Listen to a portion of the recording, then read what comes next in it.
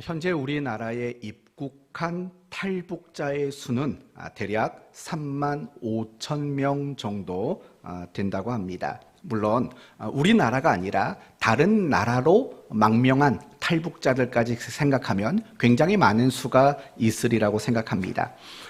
적어도 우리나라 1년에 약 1,200명 정도의 탈북자가 들어온다고 합니다. 정말 많을 때는 1년에 2,000명이 넘는 탈북자가 들어온다고 합니다. 물론 지난 몇 년 코로나로 인해서 우리나라에 입국한 탈북자는 약 150명으로 한 10분의 1 수준으로 많이 줄었다고 합니다. 그런데 여러분 한번 생각해 보십시오. 북한에 살던 사람들이 그 나라를 떠나 우리나라로 오거나 또는 다른 나라로 도망을 치는 이 탈북이라는 행위가 과연 쉬운 일일까 한번 생각을 해 보십시오. 더욱이 이 남한 땅으로 탈북을 시도한다라는 거, 그게 과연 쉬운 일일까요?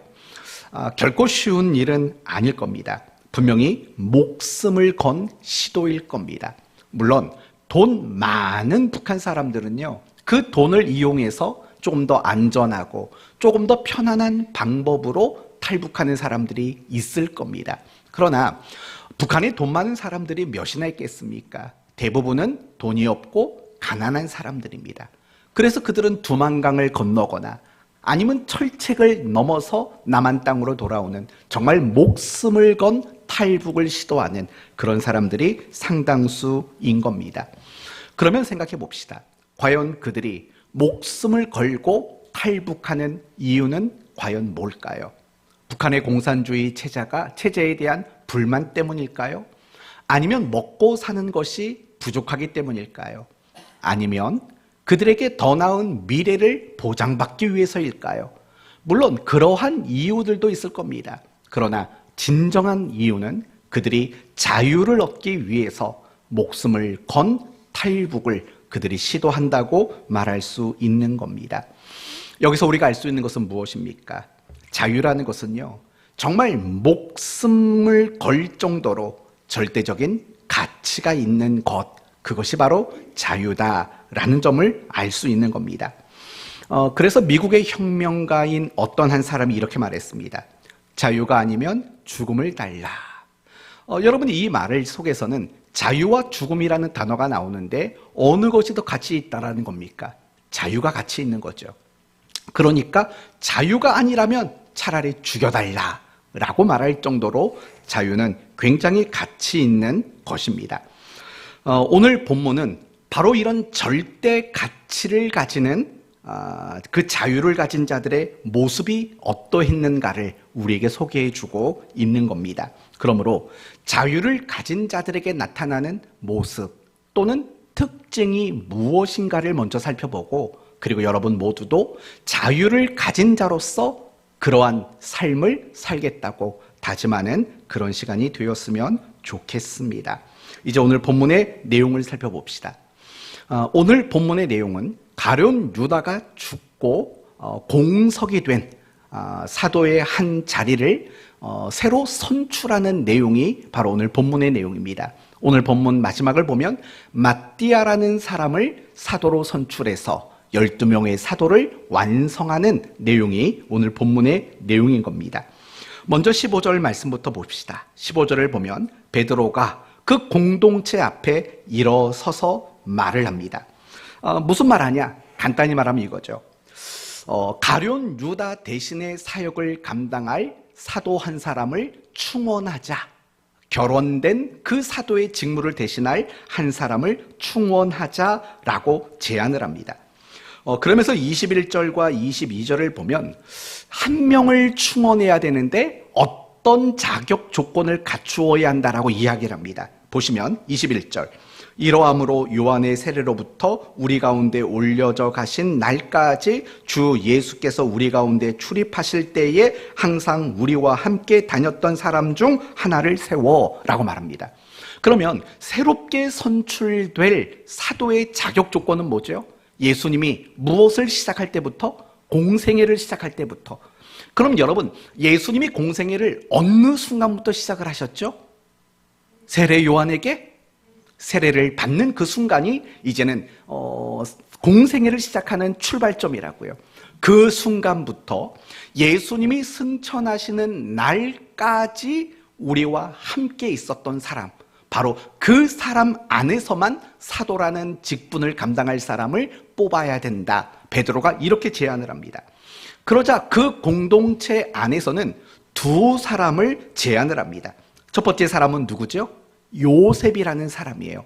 이름이 여러 개가 나오죠. 바사바라고도 하고 유스도라고도 하고 요셉이 첫 번째로 제안을 하고, 또 두 번째는 누가 추천을 합니까? 마띠아라는 사람을 제안하고 추천을 하게 됩니다. 그리고 이제 그들이 기도를 합니다. 그리고 어떤 방법으로 사도를 뽑았습니까? 누구를 결정했죠? 어떤 방법으로? 제비를 뽑는 방법으로. 나중에 우리 교회도 이거 한번 해봅시다. 어떤 중요한 일을 하나 놓고 제비 뽑기를 합시다. OX가 담겨있는 탁구공. 왜 갑자기 탁구공 얘기가 나오죠? 여하튼 탁구공에다가 동그라미 X 해놓고 뽑아서 뭐 한번 해봅시다. 재밌는 거 뭐 한번 해봅시다. 갑자기 생각난 얘기인데, 원래 그 전주에 우리가 오후 예배 때 마니또를 뽑지 않았습니까? 마니또를 뽑고 이거 소풍 가서 이거를 발표하기로 했는데 제가 정신이 없어가지고 그 발표를 못했습니다. 여러분은 서로 누군지 알고 계십니까? 몰라요? 왜 모르죠? 네, 강선옥 집사님이 뽑은 분이 김효선 집사님이시고, 제가 뽑은 분은 공개하겠습니다. 우리 사모님은 자기인 줄 알고 있는데 왜 이렇게 잘해주냐고, 내가 많이 또냐고 자꾸 그러던데, 사실은 아닙니다. 저는 김민화 집사님을 뽑았습니다. 이건 이제 알아서 자유롭게 서로 공개하시면 돼요. 서로 자유롭게 공개하십시오. 그걸 지난주에 못했던 게 자꾸 떠오르니까 설교 준비가 안 되는 거예요. 제가 요즘에 자꾸 이렇게 부실한 장면이 많이 나옵니다. 허당끼가 자주 나오는데, 여하튼 그들이 제비를 통해서 마띠아가 선출되고 12명의 사도의 일원이 되었습니다. 이게 바로 오늘 본문의 내용입니다. 지금부터 여러분에게 드리는 질문은요, 오늘 본문을 정말 잘 이해할 수 있는 굉장히 중요한 질문입니다. 바로 이런 질문입니다. 베드로는 왜 그 공동체를 향해서 사도 한 명을 충원해야 된다라고 제안한 이유는 과연 뭘까요? 왜 사도를 하나 다시 세워야 된다, 가룟 유다 대신에 또 다른 사도를 세워야 된다라고 베드로가 제안을 한 이유는 뭘까요? 혹시 공동체가 그것을 요구했을까요? 아닙니다. 오늘 본문을 보면은 공동체가 베드로 사도에게 요구한 게 아니라 베드로 사도가 먼저 공동체들에게 그것을 제안했다라는 것을 우리는 보게 됩니다. 그럼 베드로는 왜 사도를 충원할 것에 대해서 제안을 했을까요? 혹시 주님이 승천하시기 전에 그런 명령과 지시를 내리셨을까요? 사실 그렇지도 않습니다. 주님이 승천하시기 전에 제자들과 그 공동체에게 내리신 명령과 지시는 결국 두 가지밖에 없습니다. 첫째는 하나님이 약속하신 것을 뭐하라는 명령이었습니까? 하나님이 너에게 보내시기로 한 그것을, 그 약속을 너희는 기다리라. 그렇죠? 기다리라는 거죠. 그리고 또 하나의 명령은 뭐냐면, 성령이 너희에게 임하시면 너희가 권능을 받고 띠리띠리띠리 나오고 마지막에 내 증인이 되리라라는 거예요.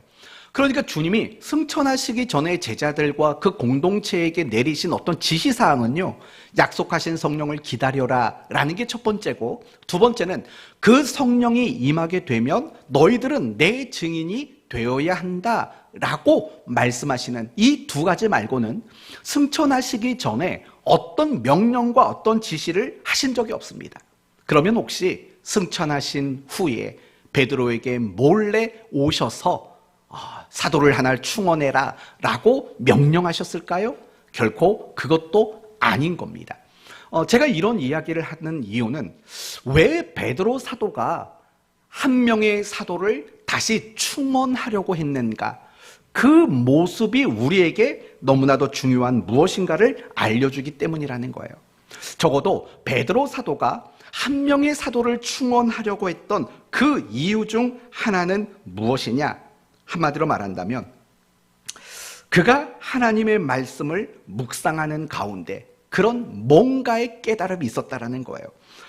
오늘 본문 말씀을 보시면 16절을 보면 형제들아 성령이 다윗의 입을 통하여 라고 이야기를 해요. 그러니까 이 말은 무슨 말이냐면 다윗의 시를 그가 묵상했다라는 이야기인 거예요. 어떤 시일까요? 시편 49편을 보면 내가 신뢰하던 내 떡을 나눠 먹던 나의 가까운 친구도 나를 대적하여 그의 발꿈치를 들었다라고 말을 해요.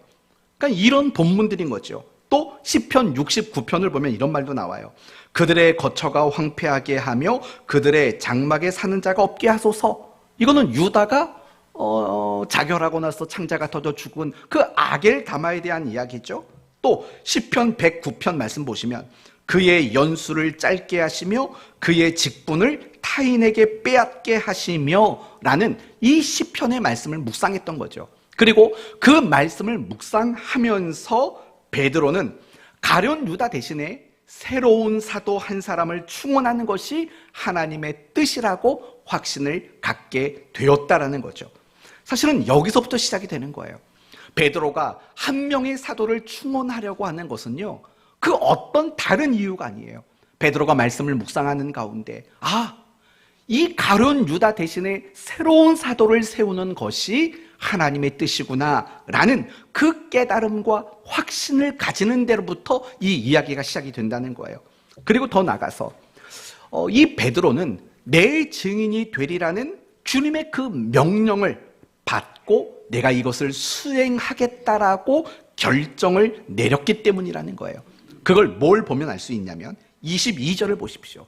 22절을 보시면 항상 우리와 함께 다니던 사람 중에 하나를 세워 우리와 더불어 예수께서 부활하심을 증언할 사람이 되게 하여야 하리라. 여러분, 이 사도 하나를 충원하는 이유를 뭐라고 말하냐면 우리와 더불어 예수께서 부활하심을 증언할 사람이 되게 하여야 하리라라고 말을 해요. 딱 정확하게 너희는 내 증인이 되리라는 그 말씀과 같은 맥락의 말씀이라는 거예요. 그러니까 이 구절을 보면 우리가 알 수 있는 것은 뭐냐면 지금 베드로는 내 증인이 되리라라는 그 명령을 받아들고 그 명령대로 우리가 이제는 수행해야 한다라고 결단을 내렸기 때문이라는 거예요. 그렇기 때문에 베드로는 한 명의 사도를 우리는 충원해야 된다라고 공동체에 제안을 했다라는 거죠. 결국 이 말을 간략하게 요약하면 이런 말이 되는 거죠. 한 사람의 사도를 충원하는 것이 하나님의 뜻이고 그리고 그것을 통해서 내 증인이 되리라는 주님의 명령을 이제 우리는 시작해야 된다라고 공동체에게 말하고 결정을 선언하는 내용이 바로 이 사도를 선출하는 장면 속에 담겨있는 가장 중요한 내용이라는 거예요. 중요한 것은 이런 거죠. 누가 시킨 게 아니에요. 그렇죠? 누가 지시하거나 누가 명령한 게 아니에요. 베드로가 말씀을 묵상하는 가운데 내 증인이 되리라. 우리가 그것을 선택하고 내가 그런 삶을 우리 공동체가 살아내야 된다라는 그 결정, 그래서 이 일을 위해서 사도 하나를 충원해야 된다라는 것을 깨달은 베드로, 바로 그가 결정한 것이 사도를 충원하는 내용이었다, 이렇게 말하고 있는 겁니다. 그리고 이 베드로의 제안을 듣고 그 공동체는 그 모든 것을 받아들입니다. 좋습니다. 사도를 세웁시다. 그리고 주님의 증인이 되는 그 일을 이제 우리는 수행합시다 라고 그들 모두가 함께 결정하고 그렇게 증인이 되는 삶을 살겠다고 그들이 선택하는 그런 장면이 바로 사도를 세우는 이 장면 속에 담겨져 있는 메시지이고 교훈이 된다라는 겁니다. 바로 이 부분입니다. 순종하기로 그가 결정했다. 그가 순종할 것을 비로소 선택했다라는 말인 거죠. 그리고 여기서 우리가 알 수 있는 것, 그것은 그들이야말로 참다운 자유인들이었다라는 있다라는 점을 우리는 알 수 있는 겁니다. 더 정확히 말한다면 베드로를 비롯한 이 모든 공동체야말로 성경이 말하는 자유인들이었다라고 말할 수 있는 거예요. 제가 굳이 자유라는 것을 말할 때 성경이 말하는 자유인이라고 표현하는 이유가 있는 거예요. 뭐냐면 성경이 말하는 자유와 세상이 말하는 자유는 본질상 다르기 때문에 그렇습니다. 여러분, 세상이 말하는 자유는 무엇이라고 생각하십니까?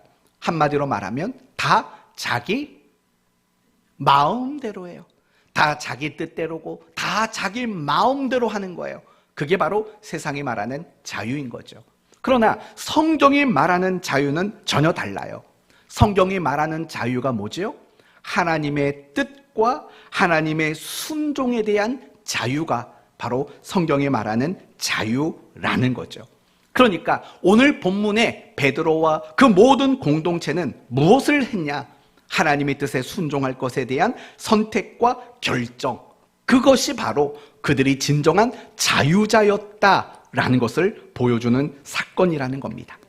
사랑하는 성도 여러분, 이렇게 무엇인가를 선택하고 결정하는 것, 그것이 자유인들만이 가지는 권리며 특징이라는 사실을 잊지 말아야 합니다.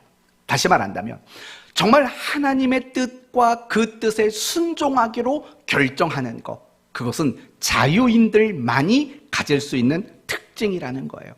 아담과 하와를 생각해 봅시다. 하나님이 아담과 하와에게 이렇게 말씀하셨습니다. 동산에 있는 모든 과일은 임의로 먹되 선악을 알게 하는 나무의 실과는 먹지 말아라.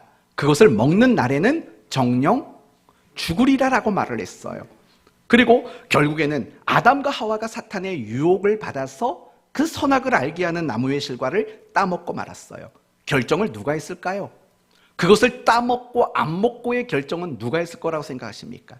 하나님이 결정하셨나요? 아닙니다. 그러면 사탄이 결정한 겁니까? 아닙니다. 사탄도 그 선악을 알게 하는 나무의 실과를 따먹는 결정을 해주지 못했습니다. 단지 따먹도록 유혹하고 미혹하는 일만 한 거죠. 결국 그것을 따먹는 결정, 그 말씀에 순종하지 않도록 하는 결정, 누가 내린 겁니까? 아담과 하와, 바로 그들 스스로가 내린 결정이라는 겁니다. 그렇다면 그들이 그런 결정을 내릴 수 있었다라는 것은 무엇을 말하냐면 그들에게 진정한 뭐가 있었던 겁니까? 자유가 있었다라는 것을 우리에게 보여주고 있다라는 거예요. 같은 관점으로 오늘 본문을 보자는 거예요. 베드로가, 그리고 베드로의 제안을 들은 그 공동체가 사도를 충원해서 내 증인이 되라는 주님의 그 명령에 순종하기로 한 그 결정, 누가 결정했습니까? 하나님이 결정시켜 주셨습니까? 아니죠. 그 베드로와 공동체가 스스로 그런 것들을 결정하고 선택했다라는 거예요. 그럴 수 있었던 이유는 뭡니까? 그들이 진정한 의미의 자유인들이었기 때문인 거예요. 이처럼 진정한 자유인들만이 하나님의 뜻과 그분에게 순종하는 일을 선택하고 결정할 수 있다라는 거예요. 그러나 반대로 자유가 없는 사람들은 아무것도 선택할 수가 없어요. 하나님의 뜻에, 그리고 하나님의 말씀에 순종하는 거 선택할 수가 없어요. 왜 없습니까? 그들은 죄의 종이기 때문에 그래요. 다시 말하면 그들은 죄의 권세에 사로잡혀 있는 사람들이기 때문이라는 거예요. 그래서 그들에게는 자유가 없는 거예요.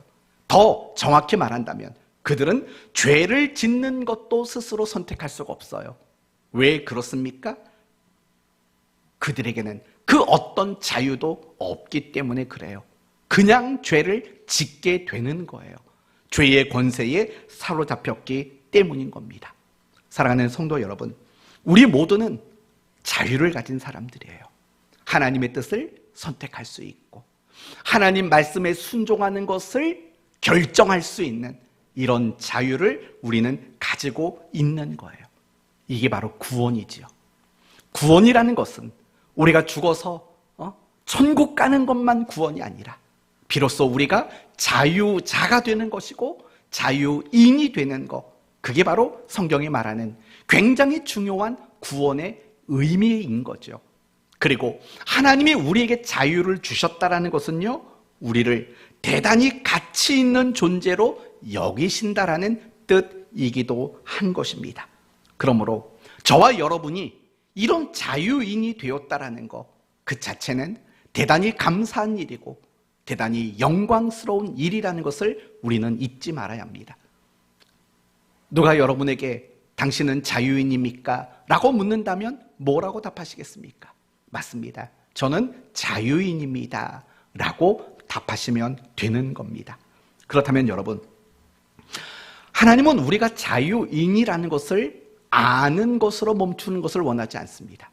하나님은 우리가 자유인이 된 것에 감사하는 것에 멈추는 것도 원하지 않습니다. 그러면 이 자유와 관련해서 하나님이 우리에게 정말 바라고 원하시는 것은 무엇이냐? 바로 이런 거죠. 자유의 가치를 행사하는 자가 되는 것을 하나님은 우리에게 원하고 있다라는 거예요. 이 부분이 중요한 거예요. 진정한 자유의 가치, 그 자유의 가치를 행사할 수 있는 자가 되는 것, 그걸 우리에게 바라는 거죠. 사실 이 자리에는요, 여러분 모두가 예수 그리스도를 믿음으로 말미암아 자유자가 되셨어요. 언제든지 하나님의 뜻을 선택하고 하나님 말씀에 순종하는 것을 결정지을 수 있는 참다운 자유자가 되셨어요. 그러나 중요한 건 무엇이냐면, 여러분이 자유자가 되었다고 해서 여러분 모두가 자유의 가치를 행사하고 있는 것은 아니에요. 이 말이 무슨 말인지 아시겠어요? 자유를 가지고 있지만 여러분은 그 자유를 제대로 시행하는 일들을 하지 않고 있는 경우가 많이 있다라는 거예요. 도리어 그리스도인들 역시 하나님이 우리에게 주신 이 자유를 방탕과 방종이라는 것을 사용하는 것으로 쓰는 경우들이 사실은 너무나도 많이 있는 거죠. 오늘 본문의 베드로와 공동체를 한번 생각해 보십시오. 그들은 자유가 있었어요. 그런데 그 자유를 어떻게 썼는지 생각해 보십시오. 사도를 충원해서 내 증인이 되라는 주님의 그 뜻과 그 명령에 순종하는 일, 그 순종을 선택하는데 자유를 썼다라는 거예요. 그게 바로 자유의 가치를 행사하는 것이라고 말할 수 있다라는 거예요. 바로 이런 부분이 우리에게 중요하다라는 거예요. 항상 올바른 선택, 올바른 결정을 할 수 있는 자리까지 하나님은 우리가 나아가기를 원해요. 아, 하나님이 우리에게 자유를 주셨구나, 감사하네, 이게 아니라 하나님이 우리에게 허락하신, 베풀어 주신 그 자유를 올바르게 시행하는 것, 올바른 선택과 올바른 결정을 나타낼 수 있는 자리, 그 자리까지 우리가 나가기를 하나님은 원하고 있다는 거예요. 그렇기 때문에 우리 그리스도인들은 정말 예배를 드리는 것만큼이나 무엇을 중요하게 생각해야 되냐면, 내가 신자로서, 그리스도인으로서 무엇인가를 선택하는 일, 그리고 내가 무엇인가를 결정하는 그 일들이 사실은 우리 그리스도인들에게는 굉장히 중요한 일이 되는 거예요. 왜요? 우리는 자유자이기 때문에 그래요. 여러분, 우리가 무엇인가를 선택하는 것이 얼마나 중요한지 여러분 너무나 잘 아실 거예요. 내가 선택한 그 선택이 결국 무엇을 결정하냐면 우리의 인생과 우리의 미래를 결정하게 되어 있어요. 그렇죠? 내가 아주 오래전에 무엇인가를 선택했던 그 선택이 오늘의 나를 만든 거라고요. 선택 없이 오늘의 내가 존재하는 게 아니에요. 오늘의 나는 과거에 끊임없이 많았던 과거에 내가 선택했던 그것이 만들어낸 결과물이 바로 지금의 나라고요. 마찬가지인 거예요. 우리의 신앙도 똑같은 거예요. 우리가 정말 무엇인가를 선택하는 것, 내가 그리스도인으로 무엇인가를 선택하는 것은 그리스도인의 미래를 결정하는 굉장히 중요한 근거가 되는 거예요. 그렇기 때문에 우리는 선택이라는 것을 그렇게 사소하게 생각할 문제가 아닌 거예요. 내가 무엇인가를 선택하고 무엇인가를 결정하는 것은요, 내 미래를 결정하는 것과 똑같아요. 내 신앙인으로서의 미래, 내 앞으로 믿음의 삶을 살아가는 나의 미래를 결정짓는 것이 선택과 결정인 거죠. 그러므로 우리는 정말 선택과 결정에 신중할 줄 알아야 돼요. 그리고 더 나아가서 내가 무엇을 선택하느냐를 보면 사실은 그 사람의 신앙의 수준과 그 사람의 신앙의 상태가 어떤가, 그런 것들을 우리는 충분히 알 수 있다는 거예요. 예를 들어 봅시다. 가인과 아벨을 보세요. 이 두 사람은 우리 식대로 말한다면 믿음의 가정에 살던 사람들입니다. 그렇죠? 그러니까 이 두 사람이 하나님께 제사를 드리고 예물을 드리지 않습니까? 그런데 가만히 보면 각각 서로 선택하는 게 달라요. 가인은 무엇을 선택했냐면 자신의 욕망이 지배하는 죄악된 삶을 그는 선택했다고요. 그러나 아벨은 무엇을 선택했냐면 하나님 앞에 의롭다고 여김을 받을 만한 거룩한 삶, 의로운 삶을 아벨은 선택하게 되는 거예요. 중요한 건 뭐냐? 그들이 뭘 선택했느냐를 보면 그들의 신앙의 수준과 그들의 신앙의 상태가 어김없이 반영된다라는 거예요. 야곱과 에서도 한번 생각해 보세요.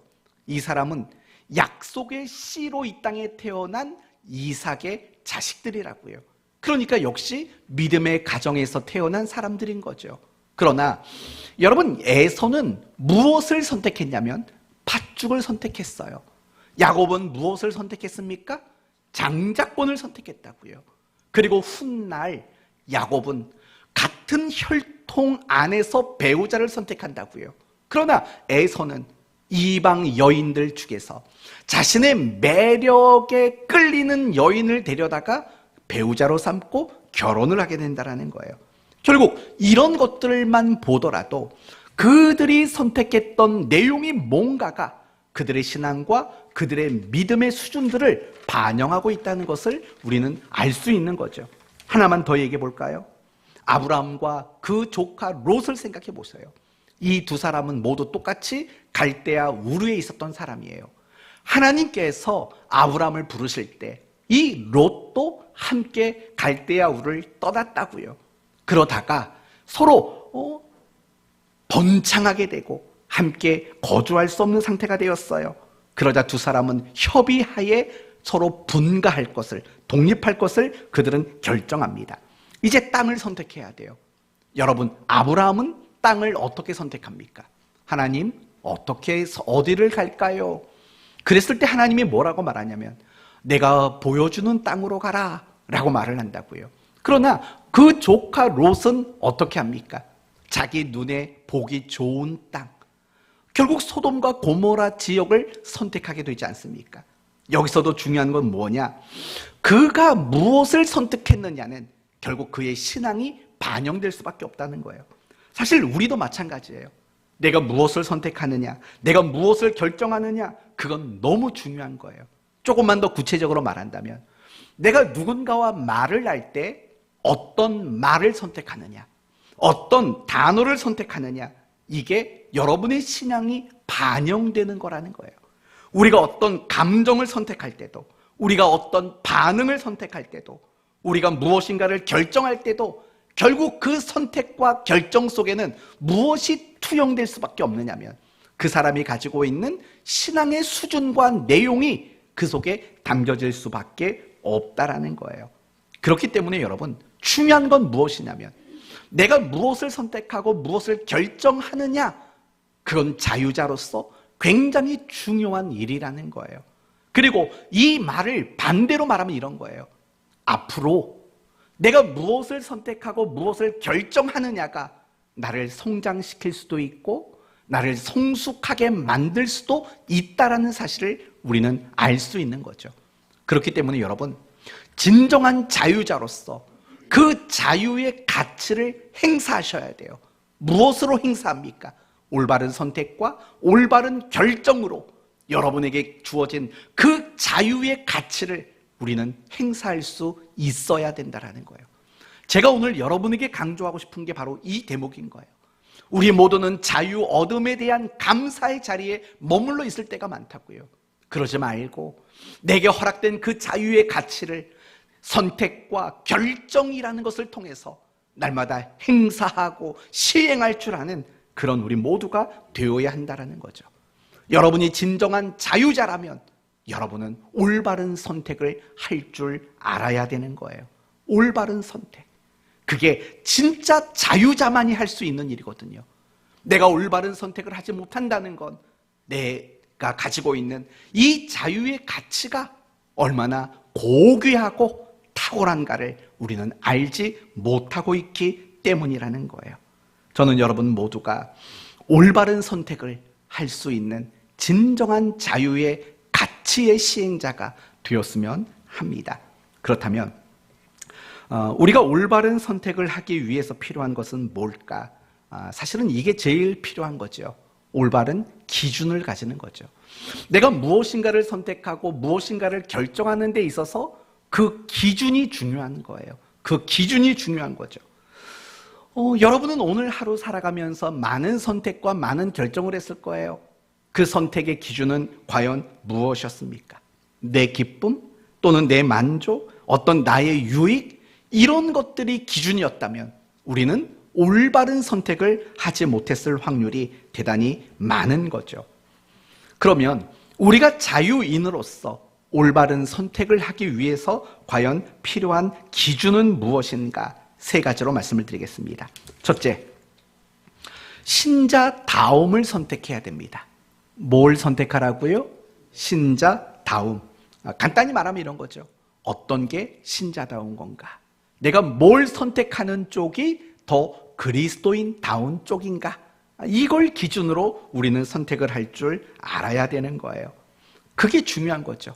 신자다움, 그리스도인다움을 가지고 선택하는 거죠. 그러면 여러분, 우리가 신자다움을 가지고 선택을 해야 되는데 뭐가 신자다운지 모른다고 말씀하실 분도 있을지 몰라요. 그러면 그런 분들에게는 이렇게 말할게요. 하나님의 뜻, 성경이 우리에게 요구하는 것을 근거로 선택하시면 돼요. 예를 들면 이런 거죠. 성경은 우리에게 용서하라고 말해요. 그러면 용서를 선택하시면 돼요.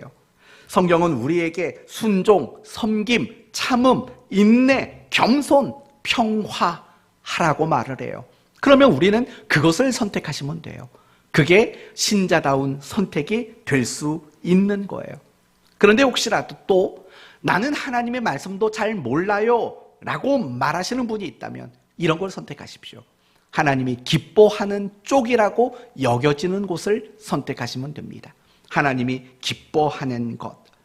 그런데 그것도 난 모르겠다. 그러면 이런 기준을 가지면 됩니다. 내가 아닌 다른 누군가에게 유익을 줄 수 있는 것을 선택하시면 됩니다. 그러면 하나님이 기뻐하는 것, 또 더 나가서 하나님의 말씀이 우리에게 요구하는 것을 선택할 수 있게 되는 거죠. 왜냐하면 성경이 우리에게 요구하는 것과 하나님이 기뻐하시는 것은 사실은 다 똑같아요. 우리에게 무엇을 목표하냐면 우리의 이웃을 사랑하는 게 목표잖아요. 그렇죠? 항상 우리의 이웃을 사랑하는 것, 우리의 이웃에게 어떤 유익을 끼치는 것, 그게 하나님이 기뻐하는 거고 성경을 통해서 우리에게 늘 요구하시는 하나님의 요구이기 때문에 그런 거예요. 예를 들면 여러분이 잘 아시는 바울의 고기의 문제를 생각해 봅시다. 바울은 이런 선택을 내려요. 나는 영원히 고기를 먹지 않겠다는 선택을 한다고요. 그러면 바울은 그런 선택을 왜 했을까요? 자기의 유익을 위해서일까요? 아니죠. 믿음이 연약한 고린도 교회 성도들의 유익을 위해서 그런 선택을 한 거죠. 누군가의 유익을 위해서 그는 선택했다라는 거예요. 사실 하나님도 마찬가지예요. 하나님께서 예수 그리스도를 이 땅에 보내시고 십자가에 못 박아 죽게 하는 선택을 하셨다고요. 그런 결정을 가지셨다고요. 그러면 누구를 위해서요? 하나님이 자기 만족과 자기 행복을 위해서입니까? 아니죠. 철저히 우리의 유익을 위해서 하나님은 성육신 사건과 십자가의 죽음이라는 사건들을 선택했다는 것을 우리는 알 수 있는 거예요.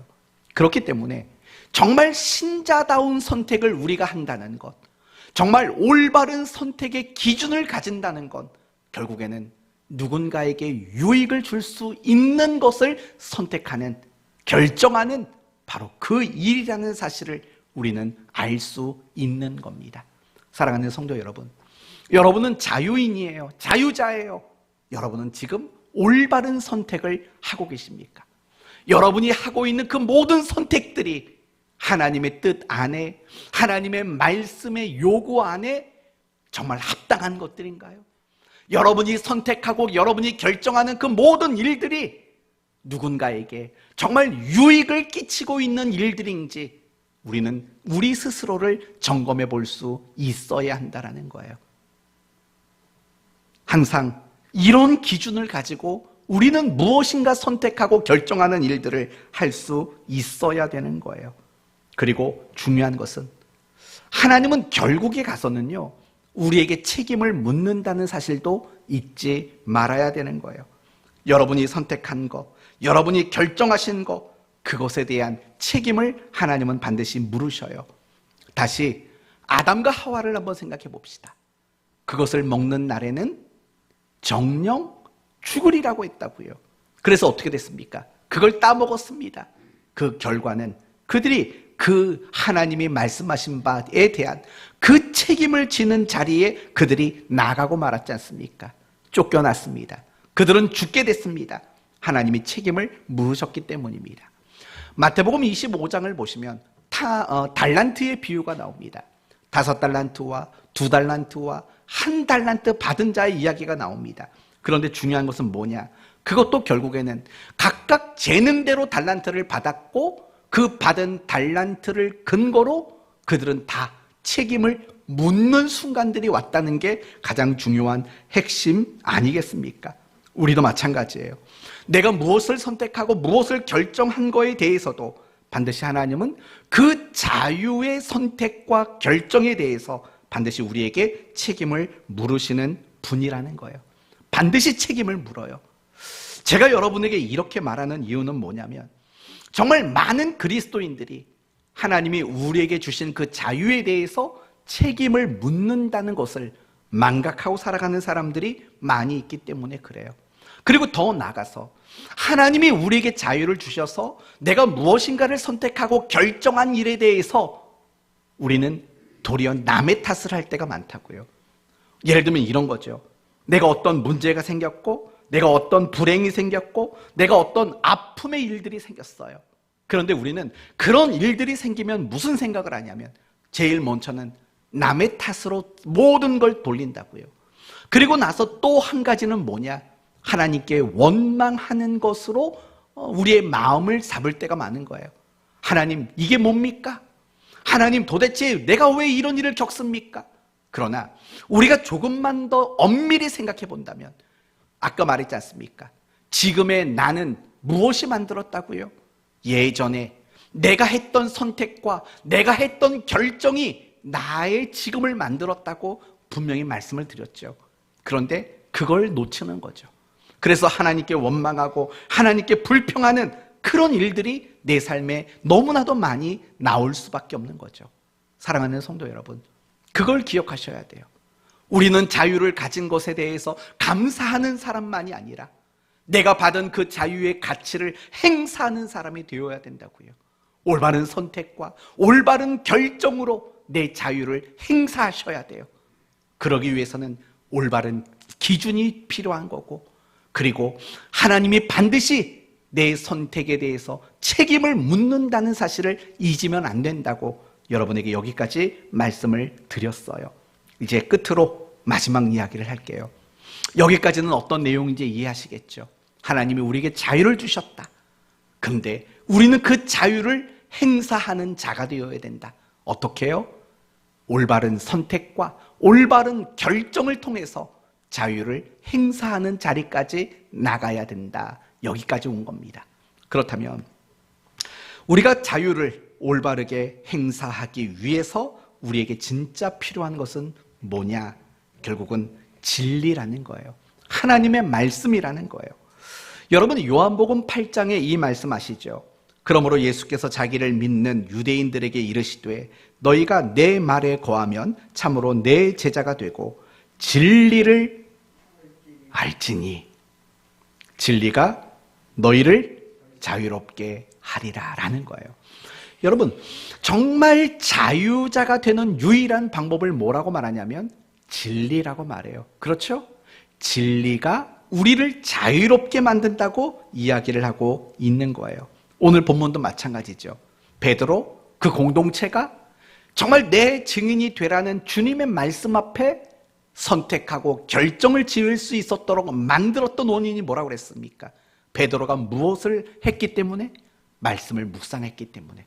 다윗의 시편들을 묵상하는 가운데 비로소 자신이 무엇을 선택하고 무엇을 결정해야 하는가를 베드로가 깨달은 거고, 그 베드로가 시편의 말씀, 자기가 묵상한 말씀을 근거로 공동체에게 말을 했을 때 그 공동체도 그 묵상된 말씀 속에서 자유와 선택이라는 자유의 올바른 가치를 행사하는 일들이 나타날 수 있었다라는 거예요. 우리도 마찬가지인 거예요. 우리도 날마다 하나님 말씀 안에 우리는 거할 줄 알아야 돼요. 그거 알고 계십니까? 말씀을 벗어나서는 우리가 참다운 자유를 행사할 수가 없어요. 왜요? 참다운 자유를 행사하는 게 뭐라고 그랬어요? 그리스도인으로서 올바른 선택과 결정을 가지는 거라고 말씀을 드렸거든요.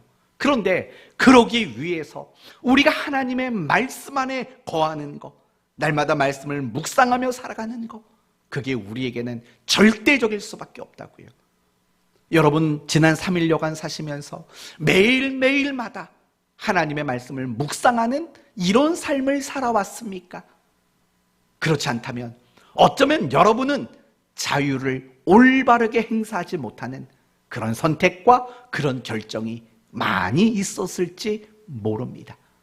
베드로가 시편의 말씀, 다윗의 시를 묵상했던 것처럼 날마다 우리도 하나님의 말씀을 묵상할 때 우리가 그 진정한 자유의 가치를 행사할 수 있는 그런 삶의 방향과 목적과 내용을 우리는 깨달을 수 있게 된다는 거예요.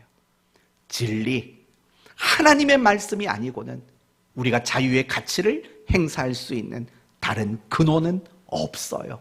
다른 근원은 없어요. 지난주 수요일에 우리 임 목사님 설교하실 때 큐티책 3권 안 가지고 가신 분이 있다지요? 라고 하셨죠? 여전히 그 3권을 안 가져가요. 너무 궁금해요. 누가 도대체 안 가져가고 있나? 그것도 3권씩이나. 여기 계신 분들은 아니에요. 왜냐? 다 작은 글씨니까. 다 작은 글씨 큐티책만 남았으니까. 여기 계신 여러분 가져가셨나요? 네, 크면 이제 없어요. 여긴 다 작은 큰 글씨니까. 이거 되게 이상하네요. 수요 예배는 큰 글씨만 오시나요? 네, 매일 사실은 말씀을 묵상하고 또 묵상하는 그런 삶을 살아야 되는 거예요. 그럴 때 우리는 진정한 자유의 가치를 행사할 수 있는 사람이 되는 거예요. 둘째는요, 기도 놓치면 안 되겠더라고요. 그렇죠? 기도를 놓치면 안 돼요. 왜냐하면 우리가 무엇을 선택할지, 무엇을 결정할지 사실 모를 때도 있어요. 하지만 상당수는 알아요. 내가 이 순간 뭘 선택하는 게 옳은지, 무엇을 결정하는 게 옳은지 아는 순간이 훨씬 더 많아요. 그런데요, 우리가 그럴 때 그 자리에서 무엇에 부딪히게 되냐면 내 힘으로는 역부족이다라는 걸 느낄 때가 사실은 굉장히 많이 있어요. 예를 들면 그런 거죠. 예수님이 체포당하실 때 제자들은 뿔뿔이 도망을 쳤다고요. 그들 마음속에 도망치면 안 되는데 이 마음 없었을까요? 있었지요. 있었는데도 불구하고 그들은 역부족이에요. 그 자리에서 예수님을 지켜내고 예수님과 같이 끌려가기에는 역부족이었던 거예요. 여러분, 베드로도 마찬가지인 거잖아요. 베드로도 예수님을 부인하면 안 된다라는 거 그거 몰랐겠냐고요. 자기가 호언 장담까지 했는데 왜 모르겠어요? 알아요. 아는데도 불구하고 부인하면 안 되는 그 문제 앞에 늘 뭘 느꼈나? 역부족을 느낄 수밖에 없었던 거예요. 사실 우리도 굉장히 그런 순간들이 많아요. 알잖아요. 화내면 안 되는데, 거짓말하면 안 되는데, 미워하면 안 되는데, 죄 지으면 안 되는데, 반대로 내가 이렇게 해야 되는데, 그거 알면서도 우리는 수없이 뭐에 부딪히느냐? 역부족이라는 것에 우리 스스로가 부딪히는 순간들이 사실은 얼마나 많은지 몰라요. 많이 있죠. 그럴 때 정말 우리에게 요구되는 것이 뭘까? 생각해 보면 그건 결국 기도인 거예요. 전 여러분에게 이렇게 묻고 싶어요. 지금 여러분이 역부족이라고 생각하는 문제가 있다면 그게 뭔가요? 도대체 여러분이 역부족이라고 느끼는 그 순간이 어떤 순간인가요? 그렇다면 한 번 더 여러분 스스로에게 물으셔야 돼요. 내가 역부족이라고 느끼는 그 문제를 놓고 나는 예수님이 겟세마네 동산에서 그렇게 피땀 흘려 기도했던 그 모습으로 나는 임하고 있는가? 아니면 기도를 하지 않으면서도 우리는 늘 역부족입니다라고만 말하고 있는 건 아닌가 생각해 봐야 되지 않겠습니까? 오늘 본문의 베드로와 그 공동체를 보십시오. 그들이 무엇하는 그 자리에서 베드로가 사도를 충원하자고 제안을 했습니까? 그들은 기도하는 자리였다는 거 아십니까? 14절 말씀을 보십시오. 14절 마지막에 보면 마음을 같이하여 오로지 기도에 힘쓰니라 라고 말을 합니다. 만약 베드로가 그 기도에 힘쓰는 자리에 없었다면 어쩌면 이럴지 몰랐을 것 같아요. 사도를 충원해서 내 증인이 되라는 주님의 명령에 내가 따라가야겠다, 결정해야겠다 라고 생각은 들었지만 그 회중 앞에서, 그 공동체 앞에 서서 여러분, 우리 모두가 사도를 충원해서 내 증인이 되라는 주님의 그 명령을 우리 모두가 선택합시다, 결정합시다, 이 말을 하지 못했을 수도 있다는 거예요. 그럼에도 불구하고 베드로가 당당히 서서 그 일을 감당할 수 있었던 이유는 뭐냐? 그가 기도했기 때문이라는 거죠.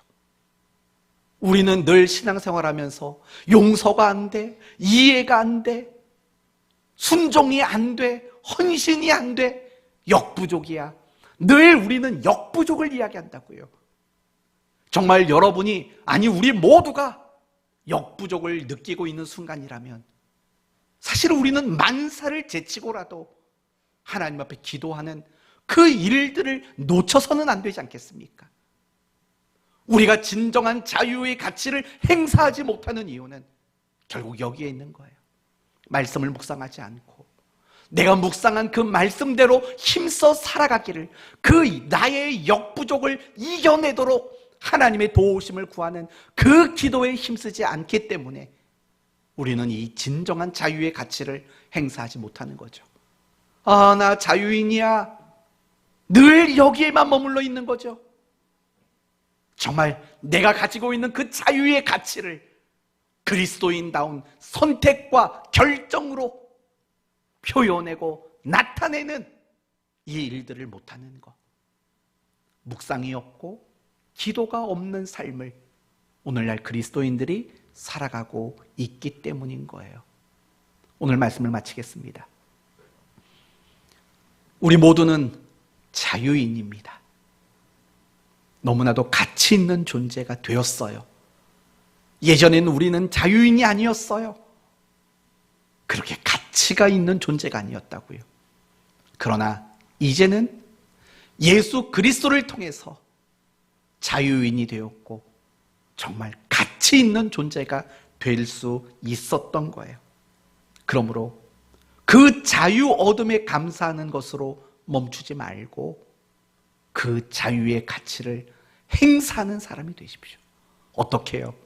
올바른 선택, 올바른 결정을 할 수 있는 방법으로 여러분의 자유를 행사하십시오.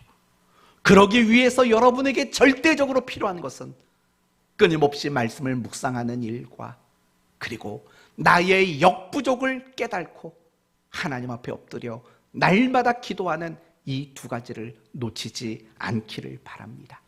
이제 이 시간 이후로 여러분이 자유인으로서 여러분의 그 자유의 가치를 행사하는 인생을 살았으면 좋겠어요. 여러분이 가지고 있는 그 자유를 올바른 선택과 올바른 결정으로 더 빛나게 만드는 성도가 되시기를 바라요. 날마다 묵상하고 날마다 기도하면서 그렇게 존귀한 성도로 사는 여러분 모두가 되시기를 예수 그리스도의 이름으로 축원드립니다. 아멘.